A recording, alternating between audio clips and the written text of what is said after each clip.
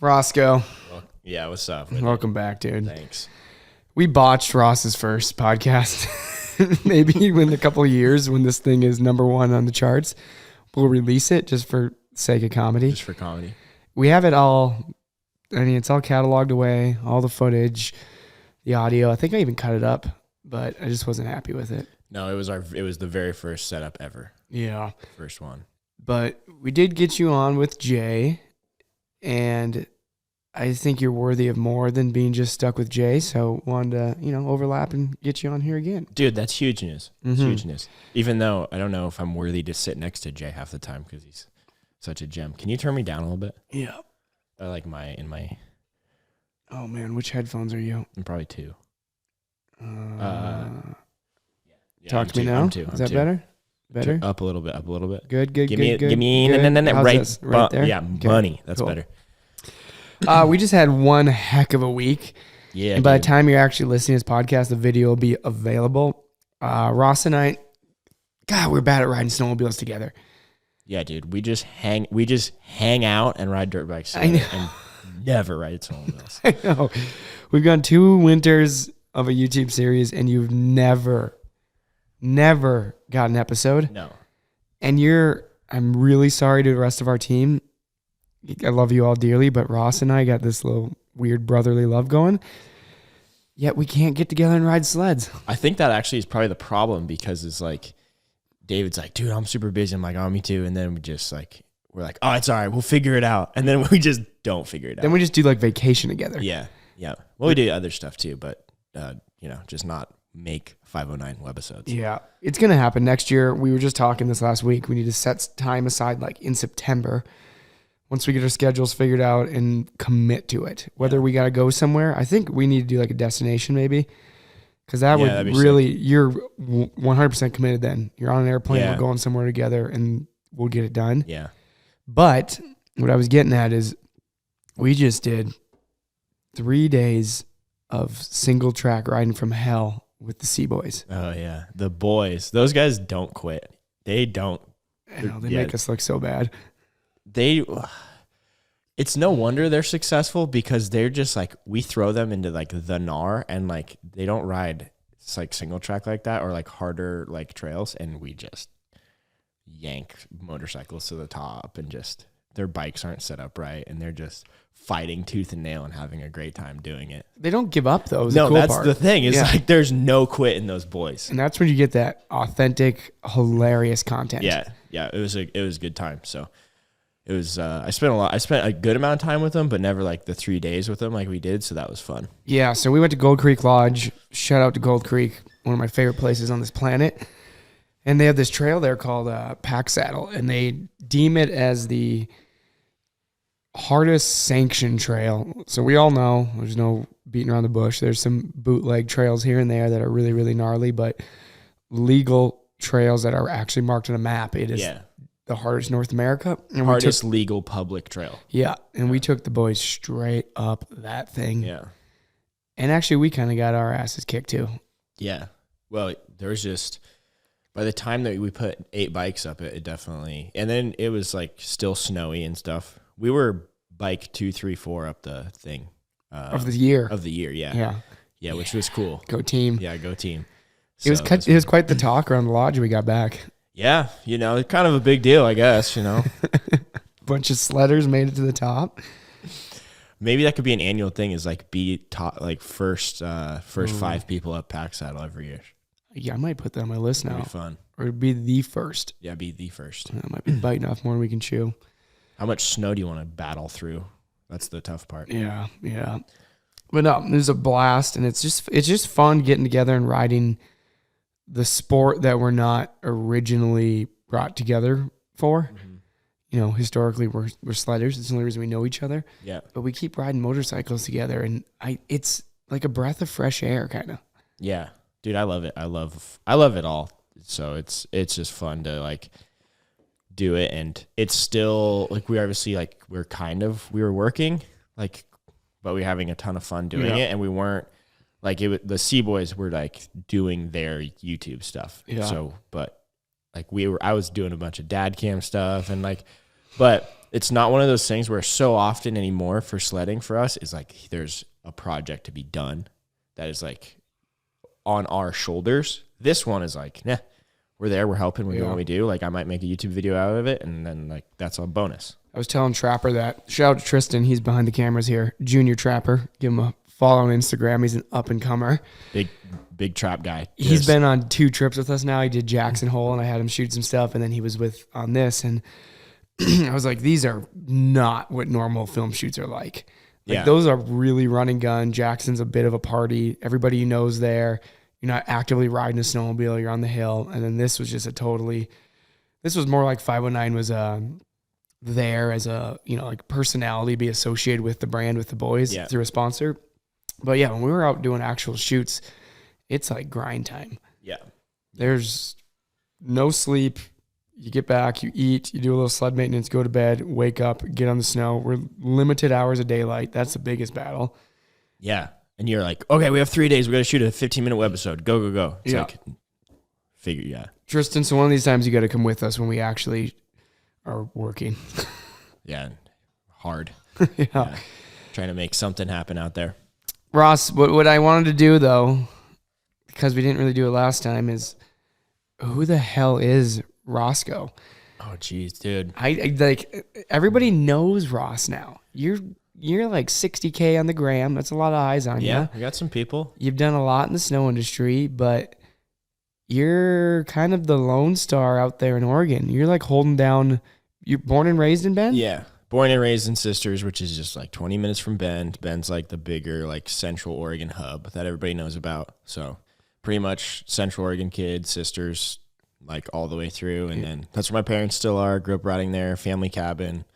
Is that where it started? Was the cabin? Yeah, pretty much. Yeah.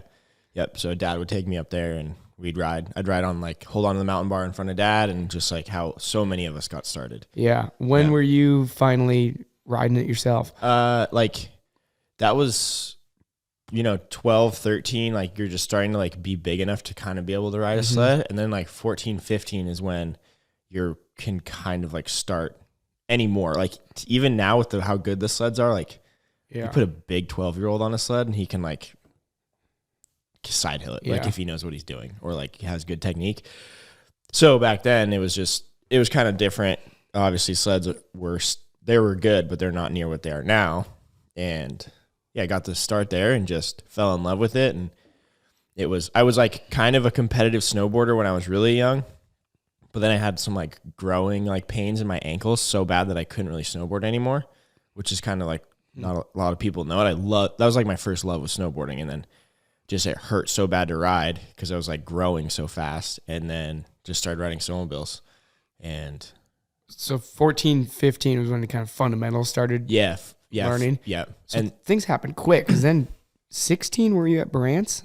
17, I was at Burant's. Doing as a client though, right? Yeah, as a client. Okay. 16, I was 16 years old, and that was when the 509 first gave me anything. They like hooked me up with a helmet and like an OG Sinister goggles and stuff like that. So I was like 16 then, and that was also when like the Schooled movies were coming out. Yep. So like Schooled 1 and 2 were like, that was my like, I got my degree in snowmobiling from those movies. And they're still like probably some of the best like teaching tools out there is like the old Schooled films. Yeah. So this is kind of funny if people are listening to these in order and have been keeping up. We had Sane on. Yeah. And Sane was kind of talking to his perspective. Sane was at Burant's before you were. Yeah.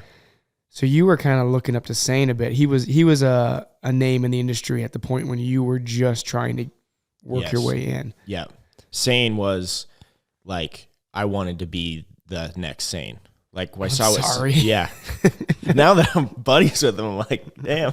No, but like, like he was just kind of he was the fresh blood in the industry, and like he was young and just out of control. Like I could just tell he was a good time, which he's like the best dude, one of the best dudes I know.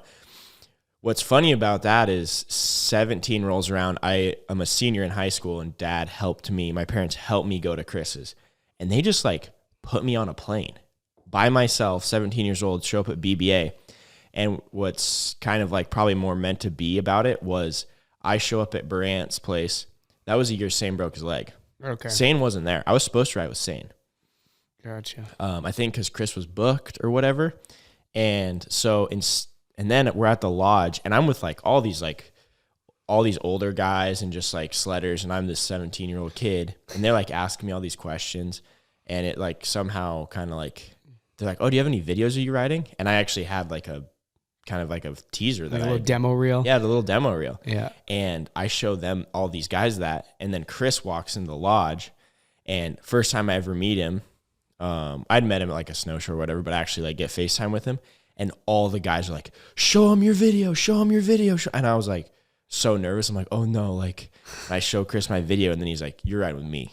So then I ride with Chris for 3 days, and like pretty much working those 3 days. I was like right on his heels everywhere. And then we'd turn around and I'd help him get guys unstuck. And so, yeah. You've always told me you don't really have much of a core sledding, like hardcore riders back home. Yeah. So did you kind of self-taught then up to that point, just figuring things out, going out with dad, and dad watched you while you were just trying to string lines together and learn maneuvers, and primarily from school? Or did you kind of, a lot of us, like Sane, for example, he saw sled next and was like, that's what I want to do. Mm-hmm. Did you go through that era of getting hooked on the films and all of that, or you did? Yeah. Yeah. Yeah. Like Slednex, the early 509 films, like volume 5 and 6. Like, remember when 6 came out, it was crazy. Yeah. Before 6, it was titled actually. Yeah. Like First Descent, Final Descent. And, yeah. I remember 6 was the one that hit like the hardest, I think, for me. I think Phil did that one. Phil shot it. When SloMo was first a thing, dude, I rewatched it. So like I'll go through, I have a hard drive with all the films on it, and every now and then we'll pull like a throwback clip for social. And I go through volume 6 every now and then, and there is literally, at the time, it was the sickest thing ever. There's a clip in there that's 48 seconds. Yeah. I scrubbed through it. It's just the longest slow motion clip ever, but nobody'd seen it in our industry at that point. Nowadays, if you did that, it's like, if it's not in the first 10 seconds, people are losing interest. Yeah. And this thing goes on for like 48 or 47 seconds. I think I know the shot you're talking about. Yeah, it's like a big drop. Yeah, I think it's Stephen Darcy. Yeah. On that crazy, colorful sled. Yeah. Because that was right when like high vis was everything, you know. But he had pink A-arms, like high vis A-arms. Yeah. And it's like almost a minute long, one clip. Dude, that would not work now. No, not at all. But you were just in like awe for that minute. You're like, whoa, I've never seen anything like this. It's funny. It's the same film for me. Yeah. That was the one. It was on a repeat in our shop, nonstop. That was huge. Just like, you get that inspiration and stuff, and like some YouTube videos watching, but it was really like, the other part too is Mom really didn't want me on a motorcycle track, which is like understandable. Yep. So, but I just took all of that energy and just put it into snowmobiling. Yeah. And I was like fortunate enough that Dad, my parents really understood me, like what I wanted to do in my direction. So like when I was a junior, senior in high school, if it snowed, like we were going sledding. And like my mom would just call the school and say, Ross is on a snowmobile. And they're like, okay. So he's sick? Yeah.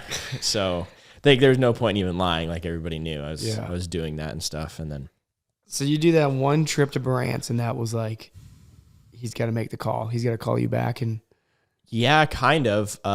There's also like a couple other, like, so I went there and I actually like legit had a resume for him. Like, and I don't really recommend doing this nowadays, because unless the timing is perfect and you're like have everything prepared, I was like so prepared. Like I had everything. Like I had been working summer jobs that would help me in the shop. Right. Like I spent a summer working at a Ford dealership, like working on cars. Like I was like mechanically inclined. Like I had my woofer. I had a wilderness first responder course. I got it that summer. Yeah. So like I had a 10-day wilderness first responder course at 18 years old because I knew, I was like, this is going to be useful. Yeah. So I just was like padding my stats as much as I could. And then what I did is I actually went to Colorado Mountain College for like half a semester. I quit this cold turkey after I got the job, but I was so close to Chris that whenever he needed help, I could be there. I didn't know that. Yeah. Yeah. Yeah. So I lived in Breckenridge for a month by myself, just like going to college and then driving up to Kremling and helping Chris whenever I could. No kidding. And then pretty soon he was like, yeah, you can we'll bring you on. You were like this constant kind of Yeah. shadow of his for a while there, just trying to prove yourself. Just trying to like show worth and, but not be like, I think the tough part is how do you balance that and not be naggy and like, because you can easily just be like in somebody's ear all the time and they're just like, dude, no. Like it's like it will hurt you. So yeah, timing was also right. Like the business was growing then. Chris needed help. Sane wasn't down there yet. So I was like down there in October to be able to help do stuff. And then pretty soon show up and those guys are like, who's the new kid? And one thing after another. I want to talk about the big time rarity of a athlete that understands how to work a camera. Barely, yeah. Hey, barely though is more than 99% of them. Yeah. You really put yourself on the map, I think, once you start doing the vlogs. Yeah. People were hyped on that. You brought a whole new level of energy to it. You put your own twist on it. You were editing. Did you just, I know you reached out to myself and a couple of our filmers, Phil. Yeah. Questions here and there, but pretty just hungry and self-taught. Was it just something you saw as like an opportunity to really, push what you and Chris were doing and yourself? Yeah. And just thought, if I don't learn how to do it, it's just going to be another thing in my, I'm thinking about. Yeah. And it was like one of those things where there's so much change happening. So that was really when movies were starting to not hit the same. Mm-hmm. And I was in Chris's shadows like big time. Right. And so if 509 sent you to go film a segment with Chris for the movie, you were there to film Chris. And I was like, be lucky if I got a shot or two. I wanted my time and I wanted that, but I was like, okay, how do I do this on my own? And filmers are expensive. Like it's hard to get ones that are riders. All the riders who are filmers are working in the industry already. So I was just like, I'm just going to start doing this. And I had that like creative eye and I loved the film so much. And I always envisioned like, when you're little, I'm like, what would Ross's segment look like? Yeah. So I had that drive and then I just started like making YouTube videos. I knew YouTube was a thing and there was opportunity there and we started the vlog. And then I also it's like the easiest way to, like, that's the best place to vlog. And I was so comfortable with like being there. I'd been there for so long, 4 or 5 years already. And so I was comfortable with Chris. I can give Chris a hard time. I could kind of do what I wanted around the shop. Like I had some free reign. And we had Kyle Pulsfer was the new kid and he's a stud, hilarious, great personality. So it just worked and Kyle and I were really close. So you had the right ingredients for something. And it was like a content creator's like dream of just like, there's always something to shoot, always something to do. And so that's how that all started really. And Chris gave me pretty much free reign on it. Like, because it was mine. And that was the big thing. I was like, I want this to be mine and let me do what I want to do with it. And then we were obviously doing other stuff for his channel at the time. I did like a 5-part series on his channel one year. And so, yeah, but it's been a learning curve. And I don't really consider myself like a videographer or photographer because I straight up like shoot on auto at like all the time pretty much, to be honest with everybody. I'm more so of like a director editor. Like I love putting the pieces together. Yeah, you put together some great edits. Thank you. Yeah, it's like when you're feeling creative and like excited about the shots you have stacked, I love putting stuff together. Yeah. Yeah. It all looks good. I was always pumped on seeing your perspective from Chile.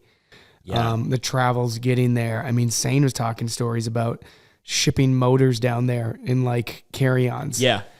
And just wild things. And I think you captured some of that. And it's just some of that stuff that otherwise we'd just be standing telling stories, but now there's great documentation on it. Yeah. And I actually rewatched those a couple of years ago because I was this close to pulling the trigger and going down with Chris. But then, then COVID and everything, it got pushed in the back burner. But dude, I'm jealous of the whole Chile experiences. Yeah, the Chile stuff is insane. And it was... Did you ever think when you were skipping school on a snow day that you were going to end up riding your snowmobile on the other side of the equator in the middle of summer? No. Yeah. You don't even think that's a possibility. No. Yeah. It's just foreign. That's just like a pipe dream. And what's funny about that is I didn't take any foreign language in high school. I didn't take any Spanish, like, cause I was like, I'm not gonna like, I just knew what I wanted to do. And at that time it was like taking a foreign language in high school was only going to help me get to college. And then I'm the one guy probably out of my whole school who's literally working in South America for like a month at a time. Yeah. So I'm like down there, like don't know how to speak Spanish. Like, did you pick anything up? Not really. And even if you talk to a lot of like fluent Spanish speakers, Chile's a tough one. Their slang really fast, ton of slang. Yeah. Yeah. Yep. So luckily there's a lot of good guys down there who speak English really well and take care of me and stuff. So yeah, it's on actually last summer I had flights booked down there to go again. So I need to go back. Can I come? Yeah, we should. Yeah, we should go. Yeah. Yeah. So I even like Chris posts about it and I'm like, dude, let's run it back. Like, let's just do it again. Sake. Yeah.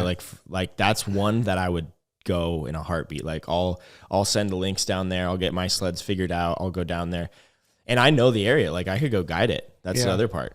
Yeah. There's not a lot of guys who could go guide it. There's literally two, Chris and I. Yeah. That's such a cool thing in this industry. You and I talk about it a ton. There's always, we had that experience together actually. There's always people get really sponsor orientated sometimes. Mm-hmm. And if somebody's with, say, the 509 crew and then they have a better opportunity elsewhere and they leave, I think the general public thinks like, oh, there's bad blood, or, oh, do you think they feud now? They're with the competitor. There might be that awkward month transition period, Right. But then we're like, it's just what we're wearing at the end of the day. Like we're still human, we're still friends, and we've shared all these cool experiences together. So hearing like you talking to Chris still, like, hey dude, let's go to Chile. Let's commit to a week together in a foreign country again, because we don't care about what's really going on. We just want to hang out and be friends. Yeah. Yeah. And there's a lot of division. So when of that like brand to brand stuff feels very divided sometimes. It's like, dude, you do something together. Everybody's winning. Yeah. Like it's helping the industry. You and I, when you jump ship for a while there, we talked every single day still. Yeah. Yeah. I think so many people, I remember getting DMs like, oh, you lost Ross. And that's the term right there. You lost. Yeah. Like it's a hit. Yeah. Like they're gone. Right. And I'm like, no, I didn't lose them. I'm like, his phone number hasn't changed. Yeah. I still know how to get in touch with them. Yeah. And that now it's funny now looking back on, because I wasn't in 509 for a season because I was with BBA and we were full meal deal climb. Like that was part of the program at BBA. It made sense. Yeah, it made sense.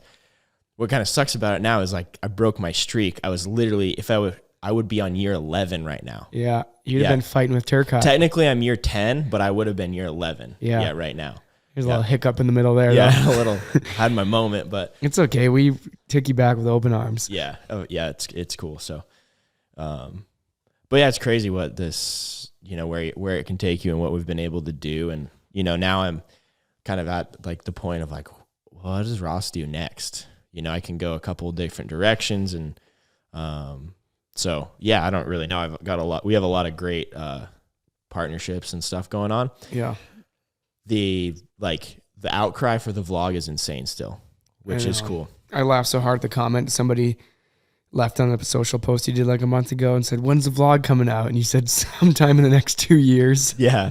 Yeah. So it's definitely tricky. I'm a one-man band I'm doing quite a bit of work behind the scenes, with like the 509s, with, my partnership with Lynx. We have a lot of stuff that like you guys will see in the fall and stuff, but not in like the vlog timeline. It's also like, it's watching the C-Boys work. You go like, oh, this is why this works, because there's multiple of them. If one guy's not feeling it that day, another guy can kind of pick up the vibes and be like, make sure we're getting everything done.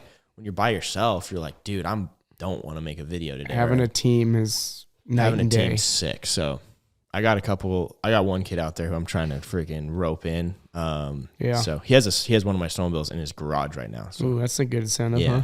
You know who you are. It's a lot of guys look at people in the industry thinking, oh, it must be all, fame and glory. It's small, end of the day. Mm-hmm. You're fortunate enough to pretty much primarily ride your snowmobile, but I mean, you're so active in so many different outdoor activities, from mountain biking to just camping even. Like, nobody knows. It's super cool. You take a week every year and take a bunch of kids rafting. Yeah. Like, nobody knows about that. No. Like, that could be content still right there. Like, that's super cool to see the other side of your life and giving back to the youth that want to, get into the outdoors. Yeah. And you've been doing that for how many years now? That's been since I was a junior in high school. So like without that program in a public school, I would have never like that gave me the confidence to look at the outdoor industry and like being a guide and a athlete. That's like, what is it exactly, that program? So it's called IEE, and it's interdisciplinary environmental education. Okay. And it's insane that it's in a public school. Group of teachers started it. My good friend Rand Runco like spearheads it, and which is funny. He was my teacher. He's in his 50s now, and him and I are like homies. Like we're tight. And one of the funniest dudes I know, best storyteller I've ever been around. So, and he's like, he has this thing and like of like coming into like your life when you're at this point and just like bringing this energy and like just mentoring. Passion. Yeah, and kind of like mentoring and like. So that happened. Well, basically the program is we take 40 to 60 juniors in high school. In the fall, we take them on a 3-day backpacking trip into the wilderness, get them on a glacier with crampons, rappel them off cliffs, do team building, like full backcountry, hike them 20 miles, things a lot of kids have never experienced. Then in the spring, we take them on a 3-day rafting trip. Same thing. 3 days, 2 nights, whitewater rafting, swimming through rapids, rappelling off cliffs, like team building, really fun. And it's the coolest part is we take those, we take a group of those juniors the following year. When they are seniors, they become what we call the interns. Okay. The interns lead the trips. So it's all student led. And then there's adult leaders from the community that are there for just like emergency support, just like to be a mentor as well. But it's led by their classmates. So you're on this 3-day trip with, if you're a junior, you're with a senior and like a 25-year-old adult who's like avid outdoorsman who's there just stoked out of their mind. There's no, like you see a teacher once a day, twice a day for like a short amount of time. So it gives this insane experience. And I obviously went through the program as a junior, a senior. Then I've only missed like 2 trips ever. I keep coming back. I help train the interns on the whole trips. And yeah, so it's been a huge part, and we've created a lot of like really badass outdoorsmen and women from it, which is fun. That is so sick. That totally can open somebody's eyes that whether they're sitting at home playing video games, and they just don't have that group of friends that's outdoor orientated, and they do something like that and make potential lifelong friends and discover this whole new world. Yeah. That is super rad. I mean, I wish I had something like that growing up. Thankfully, I had snowmobiles at a young age, but you don't hear about stuff that in depth through your local community very often. And that's rad that you've been a part of that so long and continue to set this time aside to do it. Yeah. And dude, you need to like do a vlog on that. I know. That would be awesome. And it's so different that I think people would still like it because you'd bring your authentic personality. Yeah. But it's kind of hits you in the feels a little bit. Oh, for sure. Yeah. And then you see the relationships I have with the people inside that community are like, I see a lot of them only like once a year. Right. But when I see them, it's like very like, we're just like back like we were. Right. Like when we're on those trips, we're best friends and we know what the program is and stuff. So yeah, it's cool. And it's the original teachers who started it like almost 20 years ago are kind of they're about to retire. So the program is going to go through a shift here. And it's like now for me, that's like the glory days right now. Like I'm holding on to like, we still have the original crew. Yeah. And I have some unbelievable stories, just like walking around in the middle of the night, like checking on camps in freezing weather, snowing, making sure kids are alive and not like, because you like have juniors out there and like they've never set up a tent before. And you want them to have fun. Yeah, still. We want them to have fun. You don't want to scare them away. Yeah, we don't want to, and like we want them to have fun. We want them to be challenged, but it's snowing like 2 feet overnight, and you're like, oh no, like got to make sure they set their tent up right. So I'm like trudging through the woods in the middle of the night, making sure they're not dying. So it's fun. Yeah, it's a hell of an experience. Yeah, that's such a fun thing to be a part of, and then see the return on that. See repeats, or I'm sure you've followed some of these kids on social over the years and see their love for the outdoors start to, really blossom from something like that. Yeah. But, it's wild that all of that can play such a role into your, if you want to label as day job, a snowmobiler, so many of those fundamentals. And that's why I honestly feel the most comfortable out of any of our team is like being out in the woods with you. Yeah. I know you're training. I know like if I break a leg out of there, you're going to be able to probably keep me calm, know some crazy backwoods way to splint me up, and then probably have everything you need in your pack, which is not an excuse for me to not have stuff. I know I forget a lot of shit to bring with me, but you got some like deep cut stuff in your pack that I would never think of that I've purchased over the years. Yeah. That have been like, dude, I never thought I'd need this, but now that's in my pack. I've like used it 3, 4, 5 times a season. And yeah, everything you're learning in those programs transfers straight into the backcountry snowmobiling. Yeah. Yeah. It's insane. And like you said, like you're those just skills, an all around mountain man, Ross. dude, I keep going. And I love, I'm also just addicted to the process of like getting better at things. Like right now it's hard enduro moto. Like I'm pissed. Yeah, you and I are on the same page on that We're one. like, I gotta get so much better so fast. Yeah. You know? So I want to outride my friends that are better than me right now and internally gloat about it. Yeah. Dude, like we were just at Gold Creek and like Ty, you know, he works here at 509, one of our good friends. He's phenomenal rider. Ty's we posted a photo and like the three amigos, like us three riding, because we're, you know, our skills are all kind of like ebbing and flowing at kind of like the same pace right now. And I'm probably a little bit faster than Ty in like the fast stuff, but technically he's a better rider than I am in like a few situations. So we kind of battle and like we're just leading the pack, and Ty and I are like full on racing up there. Like I passed him one time and I told everybody about it. Tristan and I were talking about that last night. Yeah. I was like, dude, I put the pass on him right here. Yeah. And Ty was like, did you tell everybody about this? I had that same moment. There's this last section and I greased past him on this technical section. And I remember looking back and Ty just yelling. He's like, what the F? Like, he was like, how did you get past me there? And I'm like, I'm never letting that down. Yeah. I was like, I needed that in my soul. Yeah. You're still a phenomenal rider, Ty. Oh, dude, he's way, his bike skills is insane. Yeah. Yeah. And then I rode mountain bikes with him like a day before we went up there, and on a mountain bike, same way. Yeah. Yeah, just like bike control, and the way he rides his bike is very calculated as well. Yeah. So we love you, Ty. Good times. We're gonna keep pushing all together. So dude, you've done a little bit of everything to perfect your craft, and then finally, super pumped for you landing an OEM deal. Yeah. That's a huge breakthrough. That's kind of the top tier as far as you can climb really on the pyramid while being an athlete. There's obviously a ton of room for growth to continue to work for OEMs. But you found this special place where you're an incredible backcountry snowmobiler, but you have the personality we all know and love and can bring that to the table for a manufacturer, and then having them accept that with open arms and let you be authentically you. You really found like the perfect scenario for yourself to be in. Yeah. It was the Lynx story was insane, kind of how it all happened and how open they've been on like letting me kind of do what I want to do and trusting me like off the gate, which was terrifying. Yeah. Like for me, literally, I'll get there in like just a second, but there's a moment I'm like, oh God, I'm gonna have to figure this all out really fast. But you know, it's funny. Like I was on my own and didn't have a program. I made the video that was like explaining why I left BBA and that I was ready to do my own thing. And they caught wind of that, and the timing was just so happened that the following season they're bringing Lynx to North America. Had a few meetings.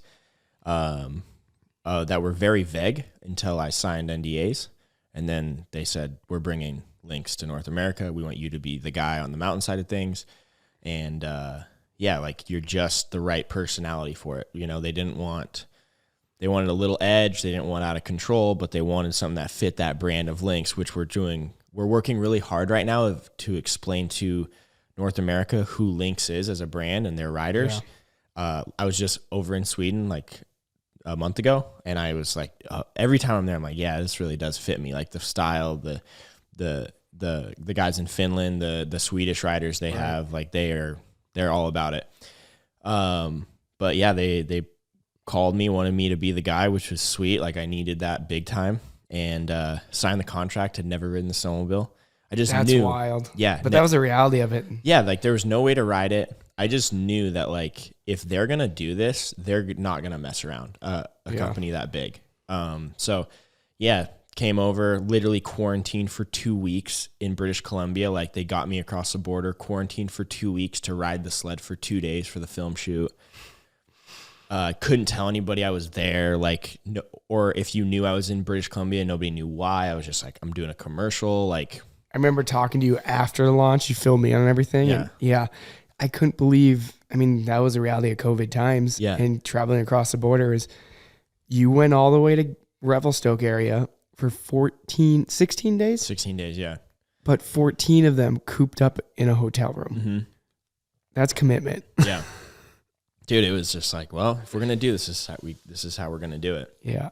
So that was cool. It was a huge success off the rip, and just, and then that year I did a couple like cool pieces. Like we did the heli stuff with the red helicopter and the red Lynx. Yeah. And that was just like so rad.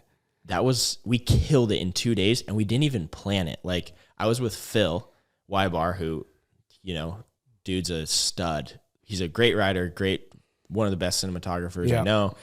And it's like 9 o'clock at night, and Phil's like, he's like, dude, my buddy Jeff has a red A-Star, and he's like, he kind of wants to go ride with us, but maybe we should see if he'll fly the heli out there. So we're called Jeff at 9 p.m. and Jeff's like, oh, he's like, yeah, dude, I'm actually at the hangar right now. Come grab a radio. We go over, get a radio from Jeff. The next day is gray. But like we're just like filming all this content for Lynx. I was paying Phil to do it. No, like this wasn't a project. Like it was pretty bootleg. Like I was just paying Phil because I wanted to create something special. And then like Jeff comes and flies the red heli out. We get like a couple sick shots. Mm-hmm. Then the following day, I was like, oh, that was cool. The following day it goes blue, and Phil doesn't even ride his sled. Phil gets in the helicopter, jeans and snow. No way. And yeah, he has jeans, a puffy jacket, and freaking snowmobile boots on. And he gets in the heli with Jeff and like meets me out there. I was with some snowboarders, and they just like land the heli. Phil gets out. We shoot like 15, 20 clips, gets back in the heli, flies to another location, and does all the same thing. And we like killed it. We got like 15, 20 clips in like 2 hours. Dude. And if you What know, a boss move. yeah. And if you know Phil, it's He's hilarious. probably flying out there with his Rolex on and just living the dream. Yeah, he's just chilling. He's got his jeans on and boots and his puffy, and he's just holding his red camera, just no tripod ever, and just getting some unreal clips. And those clips paid off. Those things went viral. Oh, I remember all the pages were reposting them. Snow West, every single sub page of, fans that have created accounts. Like those things went everywhere. Yeah. That was that one shot of where it's coming like up over the horizon line. Yeah. And it looks like it's chasing you. Yeah, we did like all these chase So shots, cool. 5 or 6 takes to get him like the timing right. Yeah, it was cool, and it paid so much that the following summer I basically just went to Lynx, and I was like, these are the 5 projects I want to do and I'm planning to do. How do you guys want to be involved? And they came back and they're like, yeah, just let us like pitch us all of them.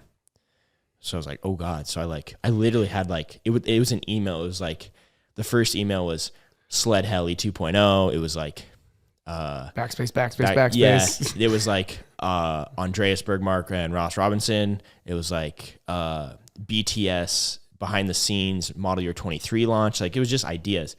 And then in like 3 weeks later, I had to like put a full deck together. And I've never really pitched anything like that. Yeah. So I like figured it all out, and then I had to like figure out how I was going to do it and put numbers to it and all this stuff. And so we ended up doing like 3 of the projects, 3 of the 5 that I pitched. 3 of the 5. So you guys obviously, people saw the BTS stuff that did really well. That was fun. First guy to ever be allowed to bring a camera on a production shoot like that wasn't part of the production crew. Yeah. So it was funny. I was like up there, and they're like, people were like, is he allowed to have a camera? Because he's a rider. Like that's not allowed. And so I had to have like talks with everybody, and marketing had to be like, no, he's good. He can have that footage. And so we did that. That killed. That was huge. And then we did Heli 2.0 stuff, which I've posted a few like teasers of it, but nobody's seen any of that. That will drop in the fall, in November. So that's going to be sick. Then I went to Sweden with Bergmark, and we're just kind of continuing to like build these ideas of how do we do stuff differently and tell the stories. Yeah. And I think my biggest like thing is what I pride myself on is like the Lynxes and the 509s. Like we've done this before too, where you're like, hey Ross, we want you to do this, like figure it out. Mm-hmm. And I can go get a filmer, I can go edit it, I can put it together. Yep. Then we can revise if we need to. But like it takes a lot of workload off of everybody else if I just like do it in house. If you have that creative mind to back it, and you're the team that is giving you the funds trusts you. Yeah. It's a game changer for everybody. Yeah. It becomes that much more authentic when the actual rider is in charge of the production. Yeah. It's their idea coming to life, mm-hmm. and then their sponsors who believe in them backing it and then promoting it. Right. That's what's so cool. Yeah. Yeah. Like I was initially, of course, you'll never get me off of Polaris. I love those things dearly. Yep. And when I heard that, I was like, oh man, Ross isn't with me on the Polaris, but I didn't care. None of us care. Like, the fact that you're out there fueling competition, you want that in this industry. If there's no competition, there's nothing cool happening. No. Like if there isn't a guy like you on Lynx and there isn't a guy like Caleb on Polaris and a guy like Jay on Skidoo, it's just another Ford, Chevy, Dodge, right? It's just, what do they look like? There's nobody out there really pushing like, this is why we have more fun than you. Mm-hmm. And the second you don't have that, it just becomes stale. So like when I heard that you got that deal, I wasn't bummed at all. I mean, I gave you a hard time. Right. I still do. Yeah, I still do. Like you'll never get me off Polaris. Right. It's the greatest snowmobile ever manufactured. Change my mind. Turn it into a change my mind episode. Yeah. But all joking aside, like that's what you need. That's what's going to fuel Polaris to build the next crazy thing, Skidoo to build the next crazy thing, Lynx to build the next wild thing, and just go to war. And all of a sudden, all these consumers standing on the sidelines watching are going to have this arsenal of options out there. Yeah. And I just want to see that growth continue, and things that you're doing and all these other athletes are doing are what plays a massive role in how that, shows up to the consumer. It does. And it's just like, look in the last like 3 years, dude, there's turbos everywhere. Turbos are insane. Yeah. They're like riding like the first turbo I ride, I was like, this feels like a mod sled I built 2 years ago. Now it's box. And now it's out of the box. Yeah, it's insane. And they run so good and they're so fast and smooth. And yeah, it's sick too. And just like, I think what's a little bit special about our industry is, you get on like for like the enduro bikes, like a motorcycle is a motorcycle, a dirt bike.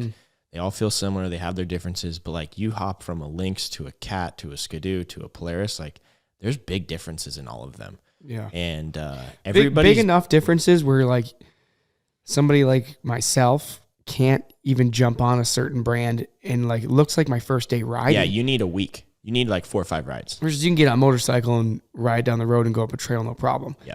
And, just figuring out which one works best for you. Mm-hmm. Yeah. So there's huge differences. Everybody has different opinions and approach angles on like how should we attack the mountain with our unit? What works? What doesn't? Who's our customer? So it's it's fun to be like a part of it all. And luckily, like Lynx is, they want my input on a lot of stuff too, which is great. Like I want to be a part of that. Like if I'm going to ride this snowmobile for, a long time, I want to help steer the ship on like what does the consumer need, right? More so than what do they want, like giving them like what is actually going to help them and work for them and stuff. So yeah, it's been fun for sure. And it's like it was cool. I was in Finland and Sweden, like with the engineers talking about like all the stuff and like literally like in a sauna in Finland with like like 2 engineers for Lynx, just like chilling, sweating it out together, just like sweating, like so funny. I'm like, what is going on? When you said it a minute ago on the mountain, we get so caught up in mountain riding. In reality, we're a sliver of the industry. I know. The mountain segment, weird. As of I haven't seen a new recent study. I'm sure the OEMs have that stuff on lock, but as of like 2019, I think it was like 20% of the industry is made up of the mountain segment. it just looks the coolest, so we see it more. But the reality is Midwest, East Coast, those Eastern Canadian territories, the trail riders are what's really fueling the dollars into the industry. Yeah. They're the guys that are spending, 2-3 tanks of fuel in 2 days versus our one. And they're going to restaurants and they're going to motels and they're jumping from, city to city and just pumping money into these little towns across America with snowmobile trail systems. And they have massive clubs and they're supporting them and getting new groomers and fuel for the groomers and maintaining the trails and access to private land or the trails cut through. There's so much to it over there. But what I'm getting at is like we ourselves as riders and as a clothing manufacturer at 509 here, I need to put it on my list this year to focus on that more. And I would love like somebody like yourself, you and I could have a blast doing like a 5-day backpack webisode through the Midwest, like from Minnesota up through Wisconsin, up to the UP, going from hotel to hotel with like full cargo bags, and do the full trail ride thing. Cause it's a tough thing to capture and make it look cool. Yeah. How do you don't have those massive backdrops. You don't have this 12-foot snowpack, and blower over the hood pow. But if you bring the authenticity to it and the adventure is the real thing, right? The camaraderie, getting the right group with you. We need to do it. I feel bad every year. We overlook it, but all those people are watching everything we're doing in the West and they're pumped because they might never get to the mountains. Yeah. And the fact that we take the time to go to their neck of the woods finally and do what they do every single weekend, and they can't, whether afford or get in our sled or find the time and work to get out in the West and ride the mountains. They might once in their life, but I'd love to finally do some cool, just backpack, full insulated gear, modular helmet, visor. Oh, dude! Yeah. Next time I'm going back, I'm getting the biggest windshield I can get, gauntlets, the whole 9 yards, and gonna live the whole Midwest lifestyle. Yeah, dude, it's crazy the passion. In the Midwest for it is, it's the birthplace of kind of snowmobiling. Oh yeah. And they give a damn about it big time. It's really cool. It's, it's kind of like, it was just while you're saying that, it's like I've ridden Washougal one time, the motocross track in my life. And like, I could ride it more, but like, how many people watch the pro motocross championships, but like nobody rides those tracks. Like the majority of motorcycle riders are ripping backyard tracks or riding their local trails or riding their local track. Like you don't really ride those big tracks. Supercross, same way. It's like the same in our industry, like, which is it's like an honor to be a part of like what people are striving for and looking for. Cause it's something special, even though in our community, it feels like the norm, but like we're lucky. And this is something else. Like I got to continue to be careful of this. And I've been so fortunate. And like, you're the same way. Like we run with some badasses. Yeah. You're like, you can get desensitized quick. Yeah, big time. You're like, dude, I'm struggling. Like I'm not doing very good today. And then you look and you're like on the side of like a 1,200 foot like face, like looking over a 40-foot cliff. Yeah. Like, I don't know, man. I'm not riding that good. And then you look around and realize where you're sitting. Yeah.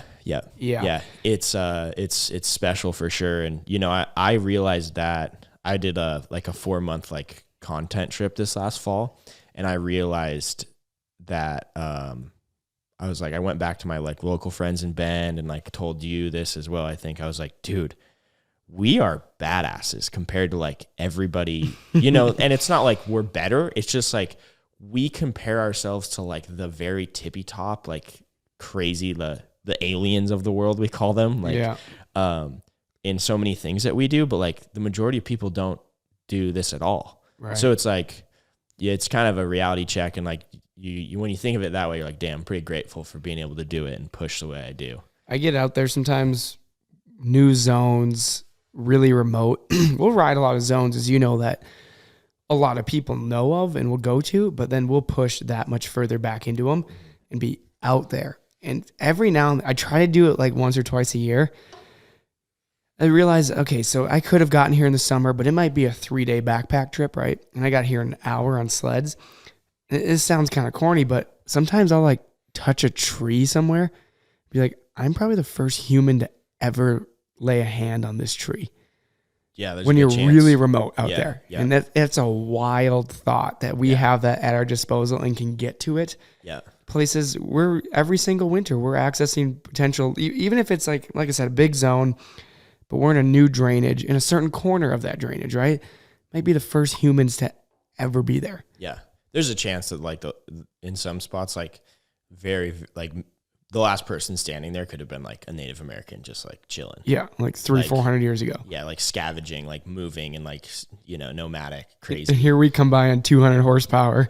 Yeah, man. Dude, we were talking. Oh, first, yesterday, we're on the trail. See, boys, Micah like overturns this rock in the trail that had been. And it's like, dude, that rock has probably been underground in that trail for ever. Yeah. And all of a sudden, it gets turned over by a motorcycle tile and rolls like 5 feet and moves. Yeah. And it hadn't moved in like millions of years, probably. That's so crazy. I know. We were like losing our minds over it. I don't know why you and I were thinking the same thing. Yeah, we were like, whoa, that's crazy. And it was a pit bike nonetheless. Yeah, it was a pit bike. Yeah. That rock's probably like, this is how it all goes for me. This is it right here. This is crazy. But on the desensitized topic, I have obviously some of the best times of you guys ever. We've seen some cool stuff, gone some incredible places, but I also have some of the greatest times with I don't want to label my friends as quote unquote average Joes, but as far as their riding, their weekend warrior with an average to, slightly above average skill set on a snowmobile, seeing their love for it. I'm from Minnesota, so I get my friends that come out, maybe once a year. We'll get our whole core group together if we're lucky. Everybody's got kids, married, jobs, and so on. They got to plan the time. But those 4 or 5 days we spend together, their stoke level is like my stoke level on the greatest POW day of my life. Yeah. And the snow could be crap, and they are still just having the time of their life. They're digging out, they're laughing, they're sweating, they're eating good food, they're having beers at night, they're hanging out in the cabin. And it's like that 10% of what we're doing on a normal trip. But that kind of like reinstills that passion for myself, seeing that this is what the majority of the consumer does. And I love having that network of friends that kind of keep you level. Yeah. It kind of brings you back down to, okay, like this is what the average guy is doing with a snowmobile. Yeah. And the love for it and the passion for it. And yeah, because we get caught up in it for sure. Yeah, especially when you start seeing Turcotte doing super flips in the backcountry. Yeah. Then you see like somebody do a straight flip and you're like, pfft. Yeah. You're like, yeah, great. Yeah, throw a seat grab in the mix. Yeah. You see like, oh, dude, talk about desensitized. Those boys in Sweden are broken. Insane. How many flips did you see and how many days were you on snow? I was on snow for 5 days and we're talking 5 to 10 flips a day. And there's like 10 guys who can flip. And they're like no names. Some of them. Guys you've never heard of are just like ripping 270s. Yeah. And yeah, it was and they have their sleds built for it and like dialed in, and it's cool. They're really good at that craft of. And then it's like I saw like Andreas and his boys, Andreas, Pontus, and Albin are like they're like 3 guys that all ride links. They all they all work together in the same mine. They do? Yeah. So they have they'll go work together for 10 days and then have 10 days off. And they all hang out together. Yeah. And then they'll just like brainstorm like what they're going to flip. And yeah. And they're really dialed in, and their progression is really cool to watch because they're all progressing simultaneously. Bergmark kind of leads the charge. He's been riding the longest, but I saw Pontus do the biggest, probably a 40 or 50 foot step up 270 flip. It was insane. I was standing. So he did a small one. Andreas did a small one, and it was a lip. It was like a big wind lip and then a flat deck and then a step up.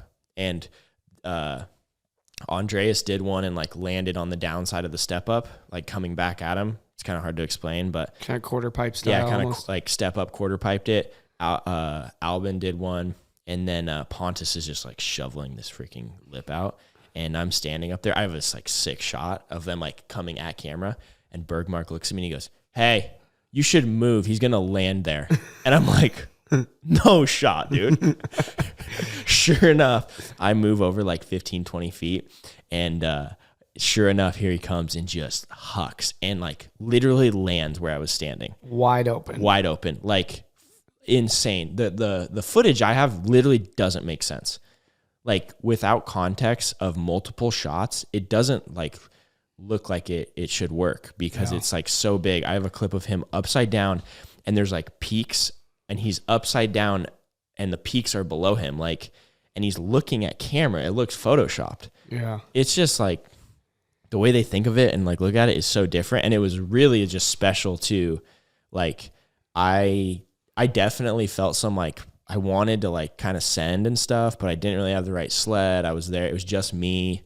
And, you know, like it's not, I have the itch a little bit, but I don't have it like to go do it in May in Sweden by myself. Yeah. They are a product of their environment. Yes, they are. Because their terrain is totally different. There's not any tree ride. There is. It's not anything like tree riding that we're used to. They're just basically like in the tundra. Yeah. No trees, just tons of wind, building all these natural hits. So you understand and get why they kind of, you know, gravitate towards that style of riding. Yeah. Because otherwise they'd just be essentially like tourist riding and just cruising around. It's not like they really have any crazy pow days because the wind comes in and just blows everything. So yeah, they just have a skate park essentially that's made by Mother Nature. Right. And it's not comparable to what we ride at all. The only thing that's comparable is like in May, they go up to Rick Scranton but what is so cool about Rick Scranton is the access. Like if we want to ride May, June, like we're driving up like dirt roads, 15, 20 miles, we're riding rock. Like they have this ski resort up there that kind of shuts down and they have tons of parking. And there's 75 snowmobilers up there. Yeah. And just like it's like a big party. Everybody's just having a good time. Everybody's vibing. You get 15, 20 guys building like massive booters. Yeah. And, you know, like it's just hard to conjure that up and get those vibes here because it's so much work. But there they like just ride out there and stays light like 24 hours a day. And, you know, it was cool to see that and, you know, watch them work. And yeah, it was impressive. I was like, damn, these guys are sending. Dude, I was laughing so hard. The 2018, when is volume 14? 2000, winter 19? I don't know. Anyway, something 3-4 years ago. I was with Andreas when he came to Canada. Yeah. And we did like this side thing and he got approval from Lynx and just, he was a shredder. He was still an up and comer at that point 4 years ago. Yeah. And we shot like a segment with him and Caleb riding together. It was kind of a split segment. There was a combination, or there was a portion of it where they were riding together. And then the first half was all Caleb. And then there was this transition period where it was Caleb and Andreas riding. And then it kind of ended with Andreas. And I got to film him do the barrel roll and his attempts of doing the barrel roll and seeing him build the lip and, you know, witness it in person. Made no sense at all. Dude, that's that guy. Because it wasn't even off camber. It was like a straight jump. Yeah. And what I'm getting at, though, is that's what he was good at, was going huge. And that was his first time, I think. No, he had come to Canada before that once when he flipped the turtle gap, the step down on this race sled, like the year before. Mm-hmm. And that was his first time ever being in North America riding. But he's been back since, and he's gotten better. But what I was just laughing at was he'd go out and hit the biggest jumps and do the biggest flips. And then we got him in the trees and he was just out of control. He's gotten a lot better now. Yeah. But so like this was his second trip ever. And the first trip he was on a race sled in like the spring. So short track, you know, 46-inch front end, all this stuff. So I was really kind of with him his first time, like ever being in like nasty trees. Yeah, like big mountain stuff. Oh my God, dude, he was like wheeling into tree wells, like bouncing skis off trees. He couldn't side hill. He was just like all over the place because you just took him out of his element and stuck him into the jungle. But product of his environment is what I'm getting at is you go to Sweden, it's just big, big hits. Yep. And those guys are really good at that. And if they don't spend any time in the woods, you got a shot at being better at him at one part of Snowmobile. And now that damn Bergmark has spent a lot of time in Revy, and he is a gangster in the trees too. Mm-hmm. And he's so freaking like quick and like smart that he's like, yeah, he has all the show tricks that we talk about these days, the bow ties, the hopovers, all that stuff. Oh, dude, he just pulls those out of his bag and just like, yeah. And you're like, here we go. Now I'm battling him here in the trees as well. Yeah. I think, like, what was funny about being there too is like a lot of guys were stoked I was there, which was cool to see. Like the international, like everybody they knew I wasn't really there to like flip and like battle them, but they like had respect for me, which I was like a little bit nervous about. Yeah, they I like could see that. Real recognized real in a way. You kind of felt like a little bit of an underdog, huh? Oh, dude, I was so outgunned it wasn't even funny. I was like, dude, I'm like, dude, I'm the tree guy. That's it. Remember who your sled father is. It's Chris Burandt, not Brett Turcotte. Ride the trees.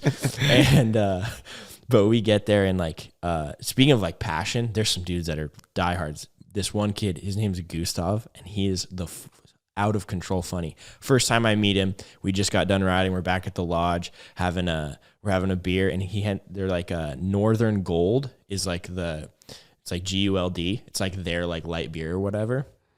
And he looks at me and he's like, Mr. America's drinking Swedish Gold. And so like after that, I became Mr. America for like the next 10 days, just out of control. And then everybody else there is like Swedish. So I'd be like sitting there and they'd all be talking Swedish, and then they would just leave and like forget that I didn't know what was going on.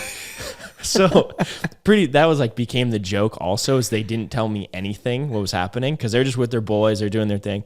And like one time it was so bad that it was me and the filmers, and they weren't there on the conversation, but they're like, oh yeah, we're going to the big jump we were at yesterday. Well, we were at like 15 big jumps.